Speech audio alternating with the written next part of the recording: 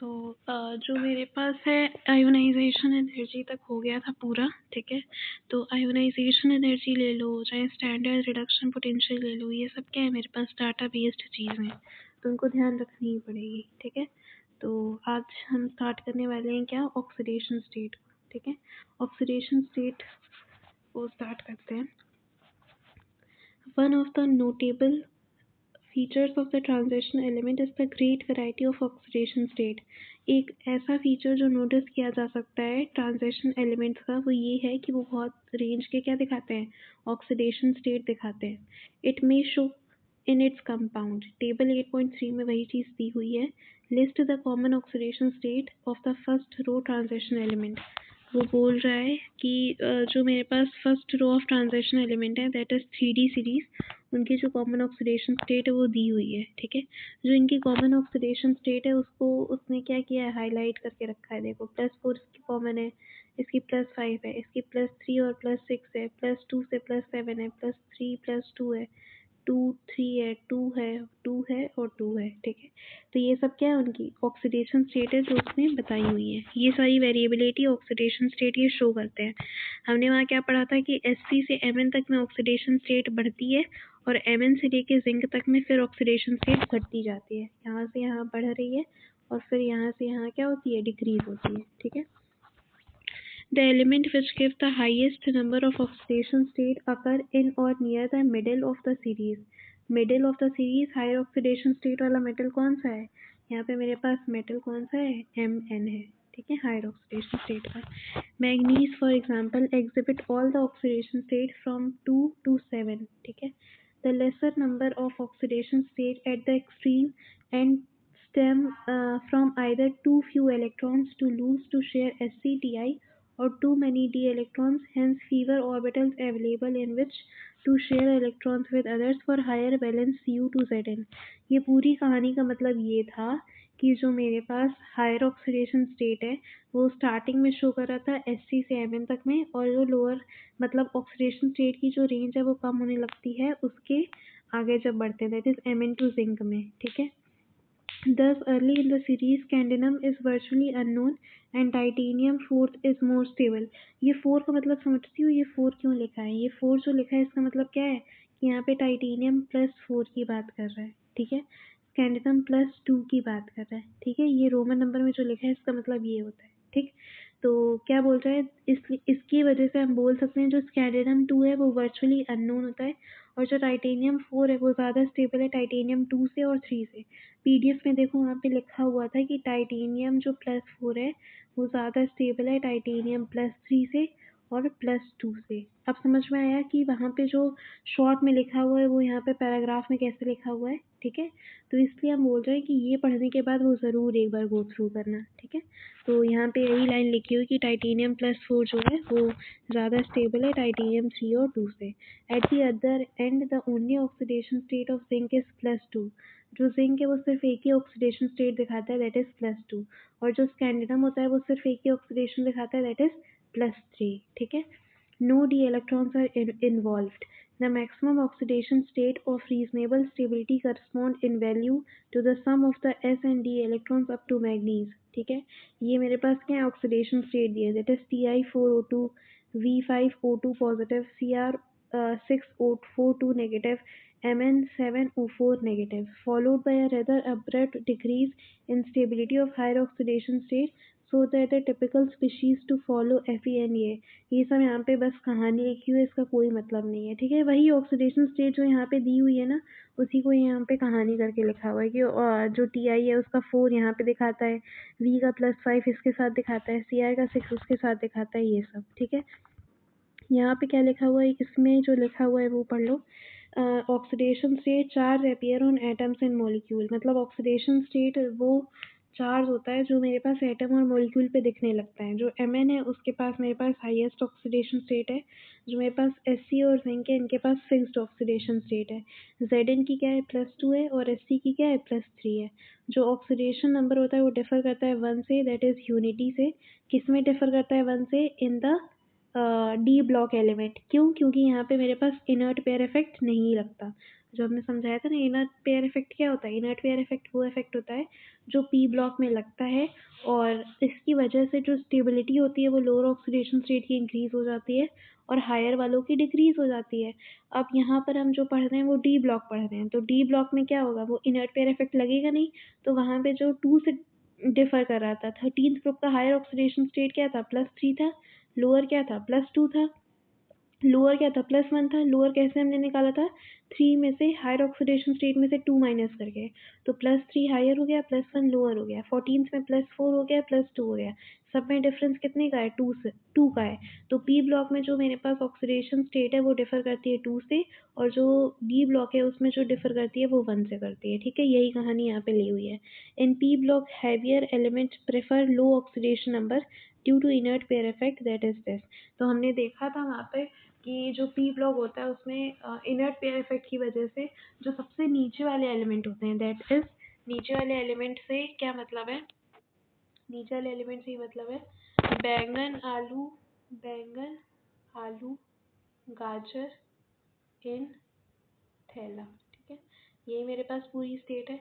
तो इसमें जो टीएल है इसकी मेरे पास +3 होगी और इसकी मेरे पास +1 होगी, लेकिन ज़्यादा स्टेबल कौन सी होगी? +1 होगी। क्यों होगी +1 ज़्यादा स्टेबल?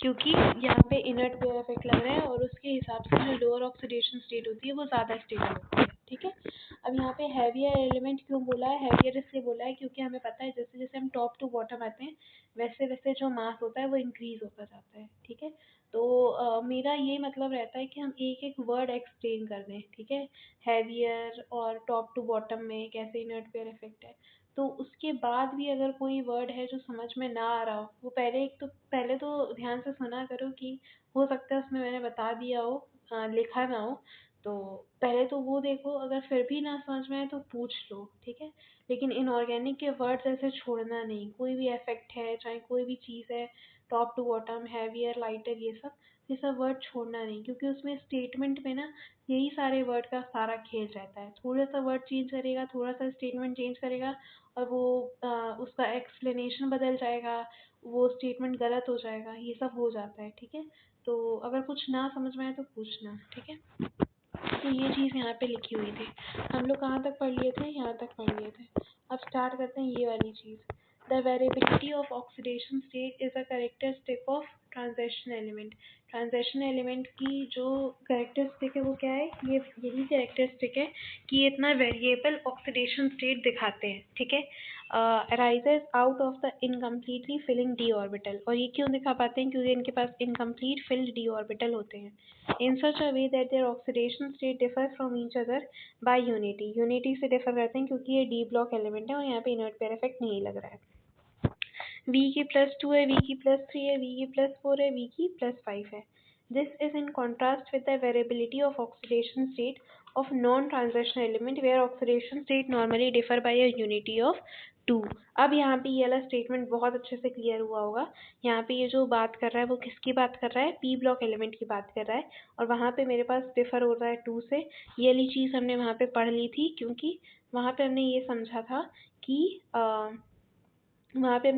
था कि इनर्ट पेयर इफेक्ट में कैसे 2 से डिफर करता है, कैसे हायर निकालते हैं और कैसे लोअर निकालते हैं और कैसे ये आता है। ठीक है, an interesting feature in the variability of oxidation state of d block element is noticed among the group 4 to 10, although in the p block the lower oxidation state are favored by the heavier members due to inert pair effect। अब इस वाले line का मतलब अच्छे से समझ में आया ना? हैवियर एलिमेंट क्यों बोल रहा है? क्योंकि जैसे जैसे हम नीचे जाते हैं वैसे वैसे मास क्या होता है? इंक्रीज होता जाता है, इस वजह से उसने हैवियर बोला। ठीक है, अब हैवियर जो है वो सबसे नीचे वाला सबसे ज़्यादा हैवियर होगा, और उसमें हम क्या करते हैं? उसमें हम लो ऑक्सीडेशन स्टेट को ज़्यादा फेवर करते हैं, जैसे टीएल हो गया, जैसे पीबी हो गया। ठीक है, कहीं शिवजी सुने पार्वती, हाँ, तो पीबी हो गया, तो इसमें क्या है? ज़्यादा लोअर ऑक्सीडेशन स्टेट को फेवर मिलता है due to inert pair effect. वही यहाँ पे बोला है। The opposite is true in the group of d block element. इसका अपोजिट डी ब्लॉक में होता है। दैट मीन्स जो डी ब्लॉक का एलिमेंट है उसमें जो सबसे नीचे वाला एलिमेंट है उसमें भी मेरे पास हायर ऑक्सीडेशन स्टेट ही स्टेबल होगी, लोअर वाली स्टेबल नहीं होगी। ठीक है, for example in group 6 MO6 and W6 are found to be more stable than CR6। देखो ये वाला वहाँ पे लिखा हुआ था ना, वहाँ पे स्टेटमेंट में CR2 और 7 और लिखा हुआ था WO3 लिखा था, नहीं पहले लिखा हुआ था MO3, ठीक है, MO3 लिखा हुआ था और यहाँ पे WO3 लिखा था, ये वाला वहाँ पे ऑर्डर लिखा हुआ है, ठीक है। वही यही ऑर्डर यहाँ पर देखो उसने दिया है, ठीक है। तो यही हम बोल रहे हैं उनके नोट्स, मतलब ऐसे ही बोल सकती हो, क्या बोलते हैं उसको, जड़ी बूटी जो होती है ना, वैसा टाइप में है। पूरा एनसीईआरटी का वहाँ पे क्रक्स उन्होंने लिखवाया है, ठीक है। तो इसमें से वही चीज़ें वहाँ पे ध्यान रखनी कि यहाँ पे कैसे लिखा है और वहाँ पे कैसे लिखा है, ठीक है। तो वही है कि जो CR6 है वो जो होता है ज़्यादा स्टेबल होता है देन MO6 और MO4 और WO4 से, ठीक है। Thus जो CR6 होता है in the form of dichromate in acidic medium is a strong oxidizing agent where MO3 and WO3 are not। तो हमने वहाँ पे पढ़ लिया था कि जो CR2O7 है वो मेरे पास strong oxidizing agent है, लेकिन WO3 और MO3 जो है वो strong oxidizing agent नहीं है, ठीक है। Low oxidation state are found when a complex compound has ligands capable of pi acceptor character in addition to the sigma bonding। अब ये वाला स्टेटमेंट वहाँ पे लिखा हुआ है, जो नॉन क्लासिकल लिगेंड वाला लिखा हुआ है वहीं पे ये चीज़ लिखी हुई है, ठीक है। वो यहाँ पे लिखा है, फॉर एग्जांपल NiCO4 और FeCO5 जो है उनमें ऑक्सीडेशन स्टेट निकल की क्या हो जाती है, 0 हो जाती है, ठीक है।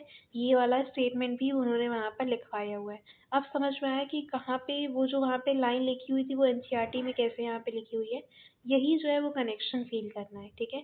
ये पढ़ के ज़रूर वो नोट्स एक बार देखना, ठीक है। तो ये डायरेक्टली स्टेटमेंट ध्यान रखना है कि NiCO5 और FeCO5 में जो ऑक्सीडेशन है निकल की और आयरन की वो 0 दी हुई है।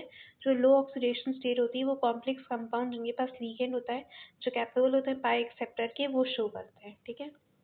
अब ये जो पूरी कहानी थी वही कहानी यहाँ पे शॉर्ट करके मैंने लिखी है कि P ब्लॉक जो हैवियर एलिमेंट है वो फेवर करते हैं लो ऑक्सीडेशन स्टेट, लेकिन D ब्लॉक में जो हैवियर एलिमेंट है वो फेवर करते हैं मोर ऑक्सीडेशन स्टेट ही, मतलब हायर ऑक्सीडेशन स्टेट ही यहाँ पे फेवर होगी, ठीक है। ये हो गया मेरे पास पूरी कहानी किसकी, ऑक्सीडेशन स्टेट की। आगे चलते हैं, आगे क्या बोल रहा है। आगे क्वेश्चन दिया है, name a transition element which does not exhibit variable oxidation state, ये तो वहीं पे बता दिया था, ठीक है। फिर कौन सा शो करता है, दैट इज Mn, ठीक है। अब यहाँ पर स्टार्ट होता है इलेक्ट्रोड पोटेंशियल, जो वहाँ पे हमने इलेक्ट्रोड पोटेंशियल टेबल से एक्सप्लेन किया था वही अब यहाँ पे स्टार्ट हो रहा है। अब देखो जो मेरे पास इलेक्ट्रोड पोटेंशियल होता है वो डिपेंड किस पे करता है, इन 3 चीज़ों पे करता है। डायरेक्टली ये वहाँ पे लिख लो, जो पेपर है उसमें डायरेक्टली लिखो जो स्टैंडर्ड इलेक्ट्रोड पोटेंशियल है वो किस पे डिपेंड कर रहा है, सबलिमिशन एनर्जी पे डिपेंड कर रहा है, आयोनाइजेशन पे डिपेंड कर रहा है, हाइड्रेशन पे कर रहा है, ठीक है। अब देखो टेबल 8.4 पीछे दी हुई होगी, अभी दिखाएंगे। वो कंटेन करती है thermochemical parameter related to the transformation of solid metal ion to M2+। कोई सॉलिड मेटल आयन है जो कन्वर्ट हो रहा है M2+ में, तो वो कैसे कन्वर्ट होता है उसका पूरा लेखा जोखा 8.4 टेबल में दिया हुआ है, ठीक है। द ऑब्जर्व्ड वहीं पे स्टैंडर्ड इलेक्ट्रोड पोटेंशियल की वैल्यू भी गिवन है, ठीक है। The observed value of E negative and thus calculated using the data जो यहाँ पे दिया है। The unique behaviour of Cu having a positive E naught accounts for its inability to liberate H2 from acid. यही चीज़ तो बताई थी, सब में क्या था, जब 3 से 2 में जा रहा था तो 2 से M में जा रहा था, तो सारों का जो इलेक्ट्रोड पोटेंशियल है वो यहाँ पे क्या दिया हुआ है, नेगेटिव दिया हुआ है। इतनी कहानी देख ही रहे हैं तो देख ही लेते हैं। सबका इलेक्ट्रोड पोटेंशियल क्या दिया हुआ है, नेगेटिव दिया हुआ है। सिर्फ किसका पॉजिटिव दिया है, कॉपर का। वही चीज़ वो वहाँ पे बोल रहा है कि सबका इलेक्ट्रोड पोटेंशियल क्या है, नेगेटिव है, बस कॉपर का जो है वो पॉजिटिव है, और वो पॉजिटिव है इसी वजह से जो कॉपर है वो मेरे पास लिबरेट नहीं कर पाता H2 गैस जब हम एसिड के साथ रिएक्ट करवाते हैं, ठीक है। Only oxidising acid, nitric acid and hot concentrated sulphuric acid react with you the acid being reduced। ये वाला स्टेटमेंट भी उन्होंने वहाँ पे लिखवाया है, ठीक है।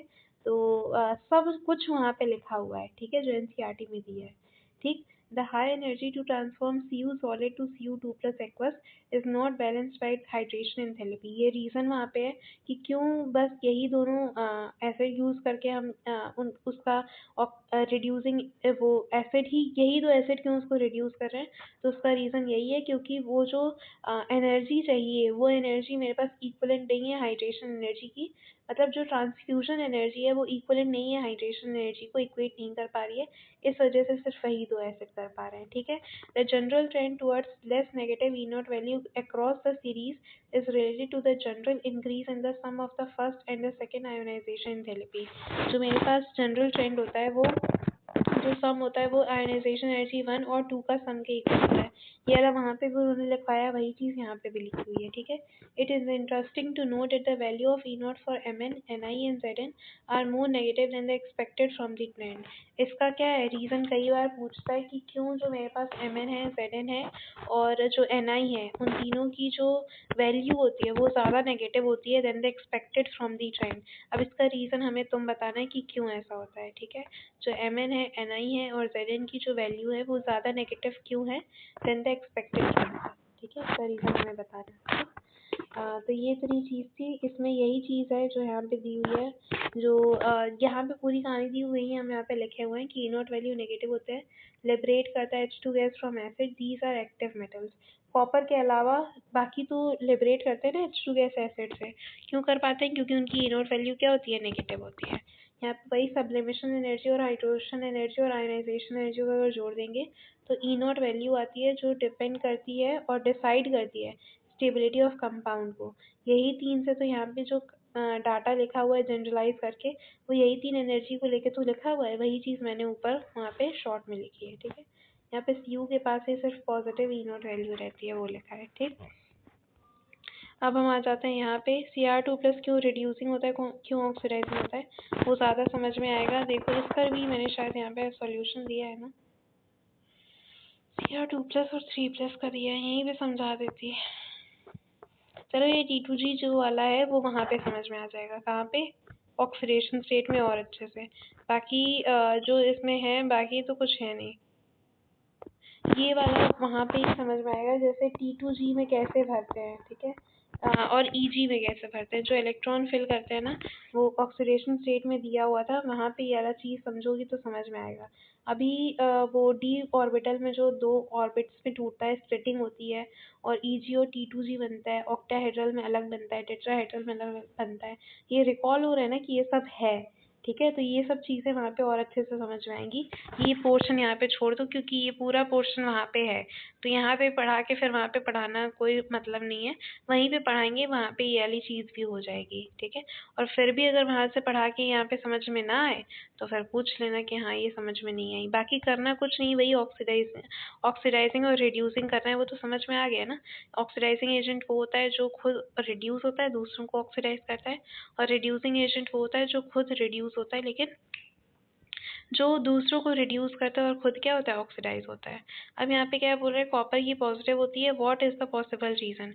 इसका पॉसिबल रीजन यही है, हाई एनर्जी ऑफ एटमाइजेशन होता है और लो एनर्जी ऑफ हाइड्रेशन होता है। बहुत अच्छे से ये सब रीजन ध्यान रखना कि क्या रीजन किसका दिया हुआ है। इलेक्ट्रोड पोटेंशियल दिखाने का क्या मेरे पास सब्लिमेशन, हाइड्रेशन और वो दिया हुआ है। यहाँ पे कॉपर की पॉजिटिव वैल्यू का रीज़न क्या दिया हुआ है। फिर कॉपर लिबरेट नहीं कर पाता H2 गैस एसिड से, उसका रीज़न क्या दिया हुआ है, ठीक है। तो ये सब एक पेपर में नोट करती चलो, क्योंकि यही छोटी छोटी चीज़ें हैं ना जो मतलब गलती होती है। हम वहाँ पर सोचते हैं एक चीज़ हमने पढ़ ली कि हाँ ये होता है, E0 वैल्यू लिबरेट नहीं, वो आयनाइजेशन एनर्जी, सब्लिमेशन और हाइड्रेशन पे, इन सब पे डिपेंड करता है इलेक्ट्रोड पोटेंशियल। अब वो कॉपर का पूछ रहा है H2 गैस लिबरेट कर रहा है, तब भी हम वही लिख रहे हैं। वो पूछ रहा है कॉपर पॉजिटिव वैल्यू दिखा रहा है, तब भी हम वही लिख रहे हैं। तीनों क्वेश्चन क्या है, अलग अलग है, तीनों के रीजन क्या है, अलग अलग है, ठीक है। तो उन तीनों का रीजन अलग अलग लिखना और उसको ध्यान रखना, ठीक है, क्योंकि कैसे भी क्वेश्चन घुमा के पूछ सकता है, ठीक। आगे चलते हैं इसमें। फिर ये क्या है, मेरे पास वही जो है वहाँ पे दिया हुआ था वही चीज़ है। यहाँ पे वही स्टैंडर्ड रिडक्शन पोटेंशियल जो उसमें वहाँ पे उसमें लिखा हुआ है, दैट इज़ जो PDF में लिखा हुआ है वो यहाँ पे वही हमने भी लिखा है, ठीक है। रीज़न Cu2 प्लस से Cu में जाने का क्या होता है, हाई हाइड्रेशन एंथैल्पी होता है, ठीक है। यहाँ पे ये नहीं करता, ये तो उसमें है, ये कोई काम का नहीं है। ये वाली चीज़ ध्यान रखना है कि ये यहाँ पे लिखा हुआ है, ठीक है। हाई हाइड्रेशन एनर्जी होने की वजह से Cu2 प्लस Cu में कन्वर्ट होता है, ठीक है।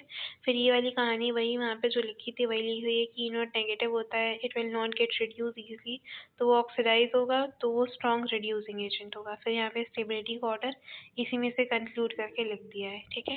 The stability of the half filled D subshell to Mn2 plus and the completely filled D10 configuration in Zn2 plus are related to their E0 values, where E0 for Ni related to the highest negative hydration. जो वहाँ पे question पूछा हुआ था कि NI और ZN और MN की जो वैल्यू है वो मोर नेगेटिव क्यों आ जाती है देन द एक्सपेक्टेड ट्रेंड, उसका रीज़न यहाँ पे दिया हुआ है।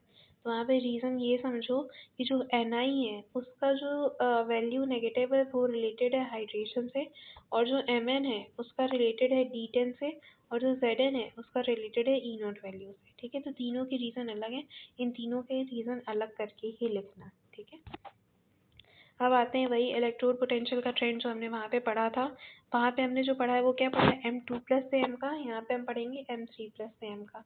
वही जो हमने वहाँ पे पढ़ा था, TVCR का नेगेटिव है और वो नेगेटिव है तो वो मेरे पास क्या हो जाएंगे, रिड्यूसिंग एजेंट हो जाएंगे। ठीक है, और मन को जो है वो मेरे पास ऑक्सीडाइजिंग एजेंट हो जाएंगे। ठीक है, वही सेम चीज़ यहाँ पे चलेगी।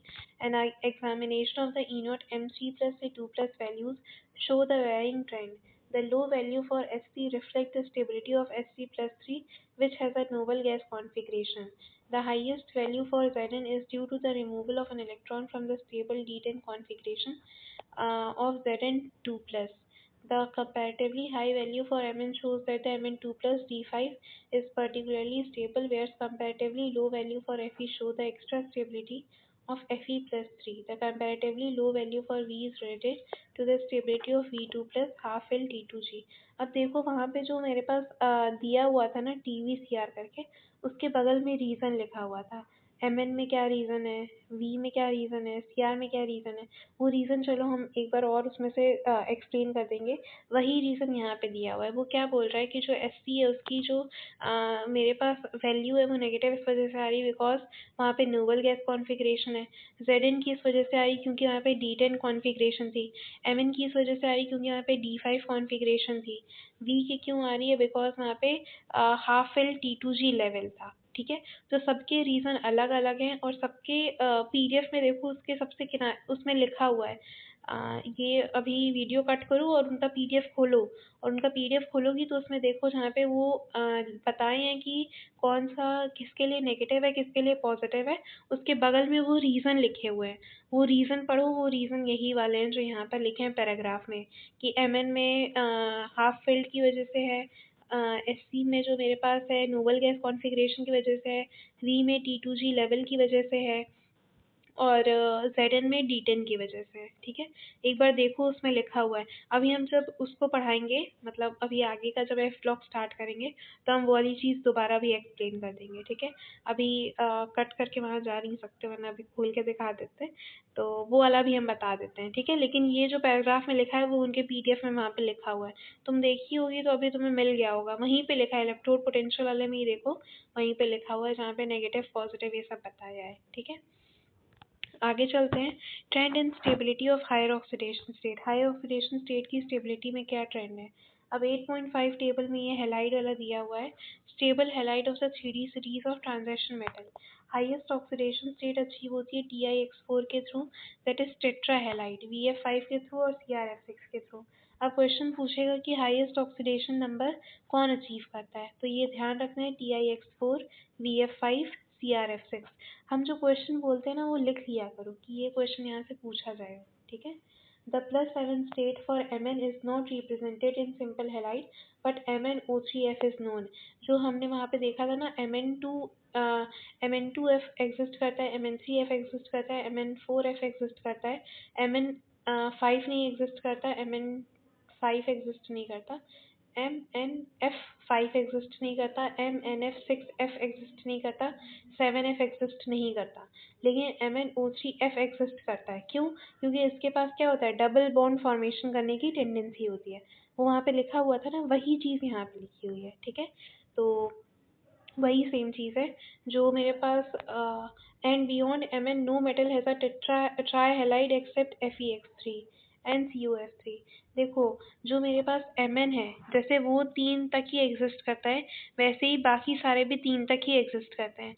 सिर्फ जो FeX3 है और CuF3 है ये उसके बियॉन्ड भी एग्जिस्ट कर सकते हैं। ठीक है, तो यहाँ से क्वेश्चन ये पूछा जाएगा कि मेरे पास ऐसे कौन से ट्राई हैलाइड्स हैं जो मेरे पास बियॉन्ड Mn के भी एग्जिस्ट कर सकते हैं। ठीक है, बियॉन्ड 3 के, दैट इज ऐसे कौन से ट्राई हैलाइड हैं जो बियॉन्ड 3 के एग्जिस्ट कर सकते हैं, तो वो कौन से हैं, FeX3 है और CuF3 है।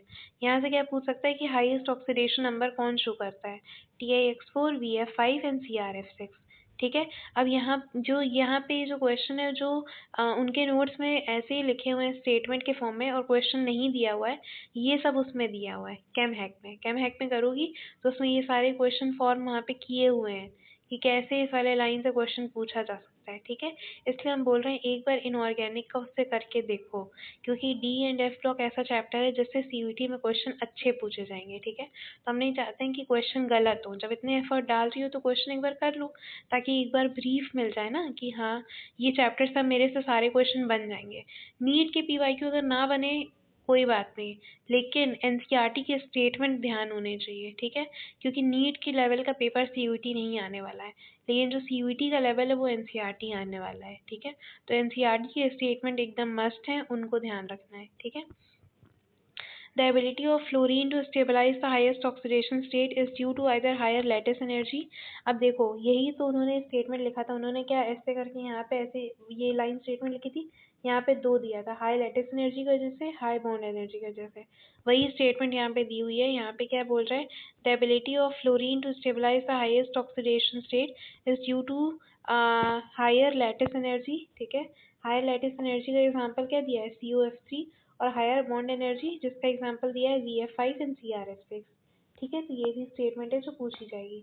ऑल्दो जो V+5 है is represented only by VF5। हमने बताया था ना VCl5, VBr5, Vi5 एग्जिस्ट नहीं करता, सिर्फ VF5 एग्जिस्ट करता है। The other halide however undergo hydrolysis to give oxohalide। वो सारे क्या दिखाते हैं, oxohalide बनाते हैं VOX3 के फॉर्म में। ठीक है, another feature of fluoride is their instability in the low oxidation state। another feature क्या होता है फ्लोराइड का, इनकी जो इंस्टेबिलिटी होती है लोअर ऑक्सीडेशन स्टेट में, जैसे VX2 में। ठीक है, यहाँ पे क्लोरीन, ब्रोमीन, आयोडीन में एग्जिस्ट करता है, VF2 एग्जिस्ट नहीं करता। यहाँ पे क्या नहीं एग्जिस्ट करता, VF2 जो है वो एग्जिस्ट नहीं करता। ठीक है, तो ये सारी चीज़ यहाँ से ध्यान रखनी थी। अगर तुम सोचो तो देखो जितनी चीज़ें यहाँ पे दी हुई हैं वो सब वहाँ पर लिखी हुई थी। ठीक है, बस वहाँ पे एक ऑर्गेनाइज्ड मैनर में लिखी हुई थी, ऐसे टाइप में लिखी हुई थी कि जैसे रटना है। ठीक है, अब यहाँ पे पूरी वो कहानी लिखी हुई है, अब इस कहानी को पढ़ के वो रटना आसान होगा। ठीक है, इसीलिए ये कहानी पढ़ा रहे हैं कि वो समझ पाओ कि वो कहाँ पे कैसे लिखा हुआ है। ठीक है, तो ये इतनी चीज़ें थी। अब यहाँ पे क्या दिया हुआ है, ये टेबल दिया हुआ है हैलाइड का। अब इसमें देखो जो ऊपर लिखा हुआ था वही कहानी यहाँ पे दी हुई है। TiF2 यहाँ पे जो ध्यान रखना है वो क्या याद रखना है, यहाँ पे TiF2 एग्जिस्ट नहीं करता। ठीक है, VF5 सिर्फ एग्जिस्ट करता है, VI4, VCl4 और VBr4 ये सब एग्जिस्ट नहीं करता। ठीक है, यहाँ पर जो है इसमें ये ध्यान रखना है कि MnF5 से MnF7 तक एग्जिस्ट नहीं करता। ठीक है, MnX2 के फॉर्म में एग्जिस्ट करता है, MnF3 के फॉर्म में एग्जिस्ट करता है, MnF4 एग्जिस्ट करता है, 5 to 7 एग्जिस्ट नहीं करता। ठीक है, उसके बाद फिर इसमें ये ध्यान रखना है, देखो ये जो मेरे पास वो दिया हुआ है यहाँ पे क्या है, CuI2 एग्जिस्ट नहीं करता। यहाँ पे हमने क्या पढ़ा था, Cu2I2 एग्जिस्ट करता है। ये इक्वेशन दी हुई थी ना, वहाँ पे इक्वेशन लिख के ये सॉल्व किया हुआ है। तो यहाँ पे Cu2 एग्जिस्ट नहीं करता, लेकिन यहाँ पे Cu2I2 एग्जिस्ट करता है। ठीक है, यहाँ पे CuF एग्जिस्ट नहीं करता। इसमें ये जो ब्रैकेट और ये बनाया ये कोई इंपॉर्टेंस का नहीं है। जो वहाँ पे ऊपर चीज़ें लिखी हुई थी कि 5 से 7 एग्जिस्ट नहीं करता Mn में, जो वहाँ पे लिखा हुआ था कि CuI2 एग्जिस्ट नहीं करता, VF5 सिर्फ एग्जिस्ट करता है, VCl5, VBr5, VI5 ये सब एग्जिस्ट नहीं करता, वही चीज़ यहाँ पे दी हुई है। ठीक है, तो अगर उसको याद कर लेती हो तो इस टेबल में कुछ भी अलग नहीं दिया हुआ है। ठीक है, अब यहाँ पे ये वाला रीज़न अच्छा है, असर्शन रीज़न से पूछेगा कि जो MnF7 है वो एग्जिस्ट नहीं करता, MnO3F एग्जिस्ट करता है। क्यों, because of the steric hindrance. इसमें अगर स्टेरिक हिंड्रेंस नहीं दिया हुआ है, अगर ये वो पूछे कि MnO3F क्यों एग्जिस्ट कर रहा है, तो वो एग्जिस्ट इसलिए कर रहा है क्योंकि जो ऑक्सीजन है उसके पास डबल बॉन्ड फॉर्मेशन की टेंडेंसी है, मतलब वो बॉन्ड बना सकता है इस वजह से। ठीक है, और ये एग्जिस्ट क्यों नहीं कर रहा है, क्योंकि यहाँ पे स्टेरिक हिंड्रेंस रीजन आ जा रहा है। ठीक, तो ये इतनी बात थी इस टेबल से related.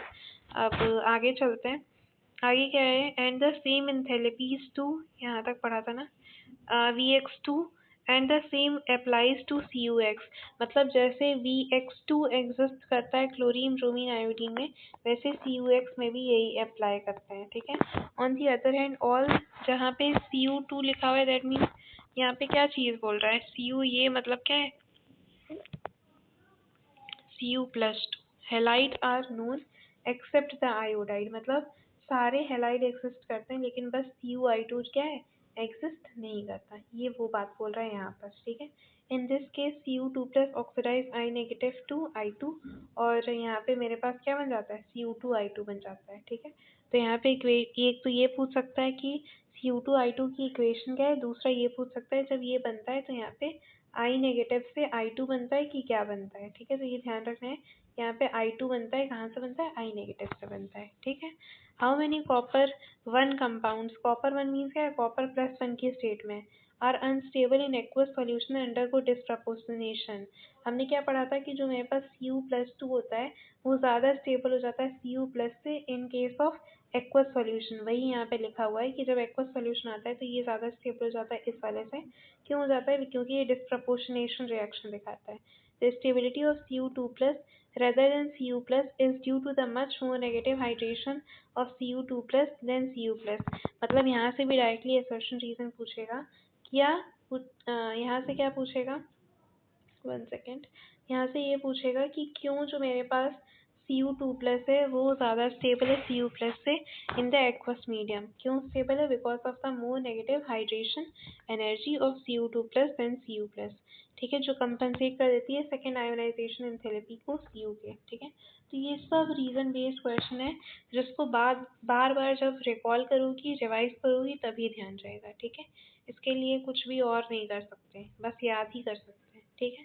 The ability of oxygen to stabilize the highest oxidation state is demonstrated in the oxide. The highest oxidation state in the oxide coincide with the group number and is attained in Hc2O3 and Mn2O7. ये वाली statement उन्होंने क्या लिखी है, अपनी उसमें लिखी हुई है PDF में, ठीक है। वो यहाँ से लिए कि हायर ऑक्सीडेशन स्टेट ऑक्साइड का कंसाइड करता है ग्रुप नंबर के साथ, और वो कब अटेन होता है, जब वो Hc2O3 में जाता है और वो Mn2O7 में जाता है। वहाँ पे देख के क्या लग रहा होगा, ये कहाँ से दे रहे हैं। अब यहाँ पे समझ में आ रहा है कि ये कहाँ से कहाँ वहाँ पे बना के दिए हैं, ठीक है। तो वही चीज़ें यहाँ पे ये जो एग्जाम्पल दिए हुए थे वही वो वहाँ पे लिखे हुए हैं। Beyond group 7 no higher oxidation oxides of Fe2O3 are known, although ferrates, that is Fe4 2 negative, are formed in the alkaline medium, but they rarely decompose to Fe2O3 and O2। वहाँ पे क्या दिया हुआ था कि जो मेरे पास Fe2O3 है वो मेरे पास हाईएस्ट ऑक्साइड होती है Fe की, लेकिन FeO4 2 नेगेटिव भी एग्जिस्ट करता है, लेकिन ये जल्दी डिकम्पोज हो जाता है किसमें, Fe2O3 में, O2 में। इसलिए हम बोल सकते हैं कि जो हायर ऑक्साइड है वो Fe2O3 की है, ठीक है। ये सब उनके PDF में लिखा हुआ है, वो यहीं पे जो वहाँ पे पॉइंट में लिखा है वो यहाँ पे पैराग्राफ में लिखा है, ठीक है। बिसाइड द ऑक्साइड ऑक्सोकेटाइन स्टेबलाइज ये V+5 VO2 positive, V+4 VO2 positive and Ti ये एंड TiO2। ये पूरा स्टेटमेंट यहाँ से यहाँ तक का वहाँ पे भी लिखा हुआ है पॉइंट वाइज, और ये पूछते हैं कि स्टेबल ऑक्सोकेटाइन किसके हैं, ठीक है। तो डायरेक्टली एग्जाम्पल के साथ इसको याद रखना है, ठीक है। The ability of oxygen to stabilize these high oxidation state exceed that of fluorine, thus the highest Mn fluoride that is MnF4, whereas the highest oxide is Mn2O7। तो यहाँ से भी डायरेक्टली असर्शन रीजन बनेगा कि जो ability होती है oxygen की हाई ऑक्सीडेशन स्टेट को एक्सीड करने की, इस वजह से यहाँ पे MnF4 जो है सिर्फ एग्जिस्ट करता है, लेकिन ऑक्सीजन के साथ Mn2O7 तक एग्जिस्ट करता है, ठीक है। The ability of oxygen to form multiple bond, वही मैंने बताया ना कि मल्टीपल बॉन्ड फॉर्मेशन की टेंडेंसी की वजह से हमारे पास Mn2O7 एग्जिस्टिंग है लेकिन MnF4 एग्जिस्टिंग नहीं है, ठीक है। Explain the superiority in the covalent oxide Mn2O7, each Mn is tetrahedrally surrounded by oxygen including MnO-Mn bridge, the tetrahedral MO4 2+ ion are known as this, ठीक है। तो ये पूरा वहाँ पे एग्जाम्पल के साथ वहाँ पे लिखा हुआ है, कोवलेंट रिन ऑयलिव कलर का होता है और ये सब है, तो ये सब वहाँ से ध्यान से पढ़ लेना, ठीक है। याद ही करना है, याद करो, बस मेरे से जितना ऊपर है हम अपना एक्सप्लेन करने की कोशिश कर रहे हैं, ठीक है। अल्टीमेटली तुम्ही को एफर्ट करके याद करना पड़ेगा, ठीक है। तो इसमें इतनी बात थी। अब यहाँ पे भी वही टेबल दिया हुआ है, इसमें बस ध्यान रखने वाली बात ये है कि मिक्स्ड ऑक्साइड, यहाँ पे ये एग्जांपल दिए हुए हैं, that is Mn3O4 mixed oxide है, Fe3O4 मिक्स्ड ऑक्साइड है, और CO3O4 भी मेरे पास क्या है, मिक्स्ड ऑक्साइड है। बाकी ऑक्साइड ध्यान रखने की ज़रूरत नहीं है, लेकिन ये 3 ध्यान रखना है, ये मिक्स्ड ऑक्साइड है, ठीक है। अब इसमें क्या पूछा हुआ है, वही इंक्रीजिंग ऑक्सीडाइजिंग पावर, तो लगा देना है बस। How would you refer a regular ionisation energy first and second का। अब उसमें जो है वो यहाँ पे एग्जाम्पल में पूरा दिखाया होगा। अब देखो जो हमने वहाँ पे TVCR का स्ट्रॉन्ग रिड्यूसिंग और स्ट्रॉन्ग ऑक्सीडाइजिंग पढ़ा है, वो यहाँ पे कहानी दी हुई है, ठीक है। भाई इसमें इतनी कहानी है ना कि क्या बोला जाए। हे भगवान, चलो आज ये वाला कर लेते हैं, यहाँ तक कर लेते हैं, उसके बाद फिर छोड़ेंगे, ठीक है। Chemical reactivity and E naught values, ठीक है। जो ई नॉट वैल्यू है इसी पे बेस यहाँ पे भी दिया हुआ है, ठीक है। क्या बोल रहा है, ट्रांजिशन मेटल वेरी करते हैं widely in their chemical reactivity, many of them are sufficiently electropositive to dissolve in mineral acid, although a few are noble, that is they are unaffected by single acid, ठीक है। तो वही बताया है transition metals क्या होते हैं, उनकी कहानी, कुछ यहाँ से नहीं आएगा question. The metal of the first series with the exception of copper are relatively more reactive and are oxidized by 1 molar H+, though the actual rate at which these metals react with oxidizing agents like hydrogen ion is sometimes slow. For example, titanium and vanadium in practice are passive to dilute non-oxidizing acid at room temperature. The E0 value of for Mn2 plus to M indicate a decreasing tendency to form divalent cation across the series. This general trend towards less negative E0 value is related to the increase in the sum of the first and second ionization enthalpy. अभी तक की जो काम की बात थी वो क्या थी, जो less negative E naught value होती है वो रिलेटेड किससे होती है, increase in the sum of first and second ionisation enthalpy की। यहाँ पे जो दिया है वो सब बकवास दिया है, जो पिछला था पढ़ा हुआ वही सब, कि वहाँ पे हमने देखा था कि वहाँ पे 2+m जाने पे ये नेगेटिव वैल्यू हुई थी, कि यहाँ पर ये आया था वो आया था, तो वहाँ पे पढ़ चुके हैं ना, तो यहाँ पे समझने की उसका कोई नीड नहीं है। तो ध्यान रखना है वो क्या याद रखना है कि जो मेरे पास less negative E naught value आती है वो रिलेटेड किससे होती है, आयोनाइजेशन एनर्जी के सम से, जो होते हैं फर्स्ट एंड सेकेंड का, ठीक है। It is interesting to note that the E naught value for Mn, Ni and zinc are more negative than expected from the general trend. इसका तो हमने रीजन भी पीछे पढ़ लिया और इसका हमने स्टेटमेंट भी पीछे देख लिया था। Whereas the stability of half-filled D subshell, that is D5 to Mn2 plus, and completely filled D subshell, that is D10 in zinc, are related to the E naught value. For nickel, E net value is related to the highest negative enthalpy of hydration. अब ये जो reason है ना, ये यहाँ पर अच्छे से और एक्सप्लेन किया हुआ है।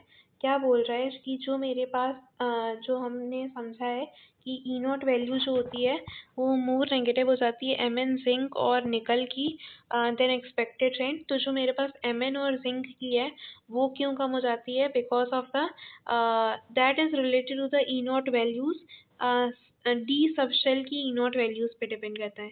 लेकिन निकल के लिए जो नेगेटिव हो जाता है वो किस पे डिपेंड करता है, उसकी highest negative enthalpy of hydration से।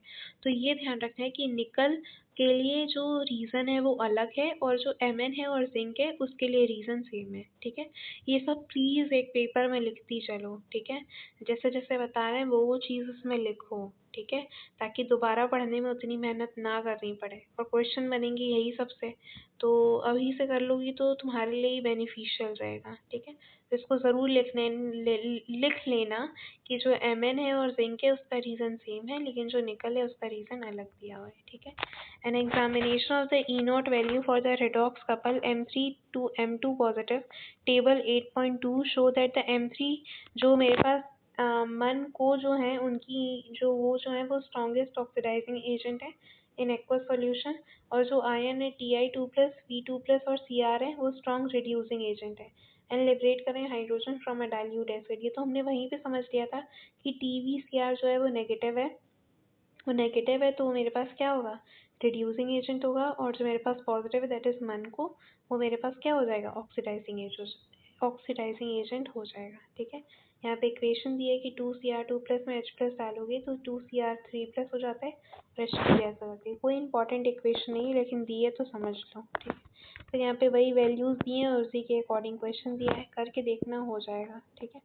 अब हम चलते हैं मैग्नेटिक प्रॉपर्टी पे। तो मैग्नेटिक प्रॉपर्टी पे कुछ नहीं समझना है, वही है कि जब मैग्नेटिक फील्ड अप्लाई करते हैं तो दो तरह के मैग्नेटिक बिहेवियर आते हैं, डायमैग्नेटिक और पैरामैग्नेटिक। डायमैग्नेटिक जिसमें मेरे पास जो रिपेल्ड होता है अप्लाई मैग्नेटिक फील्ड से, while जो पैरामैग्नेटिक होता है वो अट्रैक्ट होता है। इन दोनों का जो कंपैरिजन है वो और अच्छे से किस में आएगा, जब हम फिजिक्स में वो मैग्नेटिज्म वाला चैप्टर देखेंगे, वहाँ पे डायमैग्नेटिक और पैरामैग्नेटिक बहुत अच्छे से दिया हुआ है, ठीक है। तो यहाँ पे ये अगर समझ में नहीं आए तो वीकली रिपेल्ड और टोटली रिपेल्ड वाला, तो वो वहाँ पे तो याद करना ही है, तो वहीं पे कर लेना डायरेक्टली। जो सब्सटेंस होते हैं which are attracted very strongly, उसको हम क्या कहते हैं, फेरोमैग्नेटिक बोलते हैं। In fact ferromagnetism is an extreme form of paramagnetism. मतलब पैरामैग्नेटिज्म का ये एक्सट्रीम फॉर्म क्या होता है, फेरोमैग्नेटिज्म होता है। Many of the transition metals ions are paramagnetic, मतलब ज़्यादातर जो मेरे पास मेटल आयन है वो पैरामैग्नेटिक ही होते हैं, डायमैग्नेटिक कम होते हैं, ठीक है। पैरामैग्नेटिज्म अराइज होता है from the presence of unpaired electrons. Unpaired electron होंगे तभी तो वो पैरा होगा, वही दिया है, लिखा हुआ है मतलब। Each such electron having a magnetic moment associated with its spin angular momentum and orbital angular momentum. मतलब यहाँ पे जो इलेक्ट्रॉन दिए रहते हैं वो स्पिन एंगुलर मोमेंटम और ऑर्बिटल एंगुलर मोमेंटम से कनेक्टेड रहते हैं, ठीक है। For the compound of the first series of transition metals, the contribution of the orbital angular momentum is effectively quenched and hence is no significance. For these, the magnetic moment is determined by the number of unpaired electrons and is calculated by using the formula of this. तो इसमें ध्यान रखने वाली बात यही थी कि magnetic moment किस फॉर्मूले से वो किया जाता है, ठीक है। तो वो इस फॉर्मूले से किया जाता है, ठीक है। जो मेरे पास यहाँ पे स्पिन एंगुलर मोमेंटम और ऑर्बिटल एंगुलर मोमेंटम दिया हुआ है, उसके बारे में जो ध्यान रखना है वो ये याद रखना है कि सिर्फ और सिर्फ जो फर्स्ट सीरीज होती है दैट इज़ 3D सीरीज, उसके लिए ही जो मेरे पास स्पिन एंगुलर मोमेंटम है वो वैलिड है। जो मेरे पास यहाँ पे कलर चेंज आता है वो डी ट्रांजेक्शन की वजह से आता है और चार्ज ट्रांसफ़र की वजह से आता है। ये वाली कहानी जो है वो नीचे वाले की लिखी हुई है, ठीक है। तो ये वाली चीज़ तो हमने जो नीचे टॉपिक लिखा है उसके बारे में लिख दिया है। तो ये तो हमने पढ़े हैं ना कि कलर जो आता है वो दो रीज़न की वजह से आता है, एक तो डी ट्रांजेक्शन और दूसरा चार्ज ट्रांसफ़र।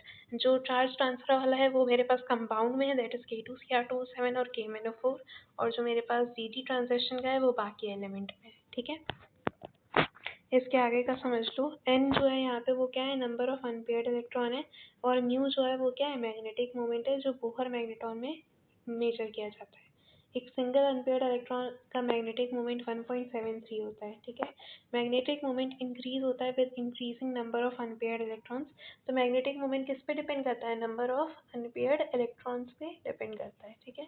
फिर क्या है, thus the observed magnetic moment gives a useful indication about the number of unpaired electron present in the atom। तो मैग्नेटिक मोमेंट एक इंडिकेट कर देता है कि कितने अनपेयर्ड इलेक्ट्रॉन प्रेजेंट हैं, ठीक है। The magnetic moment calculated from the spin only formula and thus derive experimentally for some ions for the first row, उसका एक्सपेरिमेंटल डाटा यहाँ पे दिया हुआ है, ठीक है। तो मैग्नेटिक मोमेंट कैसे निकालना है वो तो मैंने बता ही दिया था। जो इंपॉर्टेंट बात ध्यान रखनी थी वो याद रखनी थी कि अगर 3d6 दिया हुआ है, इसका अनपेयर्ड इलेक्ट्रॉन निकालना है तो हम 10 - 6 करके निकालेंगे, ठीक है। बस यही चीज़ इसमें गलत करने वाली थी जो ध्यान रखनी है, ठीक है। अब इसके आगे क्या दिया भाई, इसका मैग्नेटिक मोमेंट निकाल दो, तो अनपेयर्ड इलेक्ट्रॉन्स जितने हैं उस हिसाब से निकाल के सॉल्व कर दो। अब है बस ये कलर्ड प्रॉपर्टी वाला, इसको भी समझ लें क्या। चलो ये कलर्ड प्रॉपर्टी वाला समझ लो, उसके बाद छोड़ देते हैं। फॉर्मेशन ऑफ कलर्ड आयंस, ठीक है। फॉर्मेशन ऑफ कलर्ड आयंस क्यों होता है समझ में आ गया, डी ट्रांजेक्शन और चार्ज ट्रांसफ़र। चार्ज ट्रांसफ़र सिर्फ कंपाउंड में होता है, बाकी जगह डी ट्रांजेक्शन होता है, ठीक है।